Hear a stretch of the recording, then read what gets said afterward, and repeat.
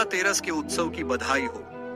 આજે શ્રાવણ સુદ તેરસ સંવત 1552 ના શ્રાવણ સુદ તેરસ ને દિવસે પ્રભુએ ટોડનો ઘનો આગાડ જંગલમાં શ્રીનાથજી એક લીલા કરી હતી।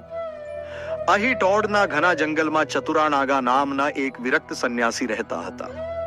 શ્રી ગિરિરાજજી ઉપર મ્લેચ્છોનું આક્રમણ થવાના સમાચાર જાણીને શ્રીનાથજી બાવા પાડા ઉપર બિરાજીને અહીં આ જંગલમાં પધાર્યા હતા।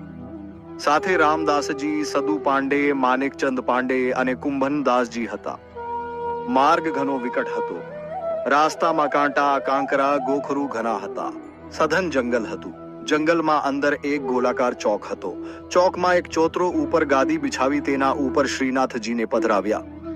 રામદાસજી શિરાની સામગ્રી ઘરી, ચતુરનાગા શાક સિદ્ધ કર્યું। શ્રી સ્વામિનીજી પોતે સુંદર સામગ્રી લઈને પધાર્યા।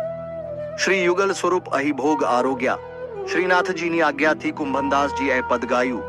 ભાવત હૈ તો હી ટોંડ કો ઘનો, કાંટા લાગે ગોખરું લાગે ફટ્યો જાત યહ તનો, સિંહ કો કહા લોમડી કો ડર યહ કૌન બાણિક બન્યો, કુંભનદાસ પ્રભુ ગોવર્ધનધર યહ કૌન રાજન્યો।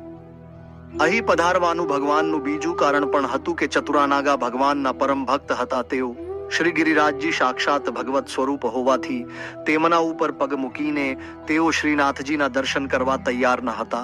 તેથી તેમને ભારે વિરહતાપ રહેતો। ભક્ત વત્સલ પ્રભુ સામે ચાલીને દર્શન આપવા પધાર્યા। શ્રીનાથજીની બેઠકજી આજે પણ આ સ્થળે બિરાજે છે। સ્થળ સુંદર અને દર્શનીય છે।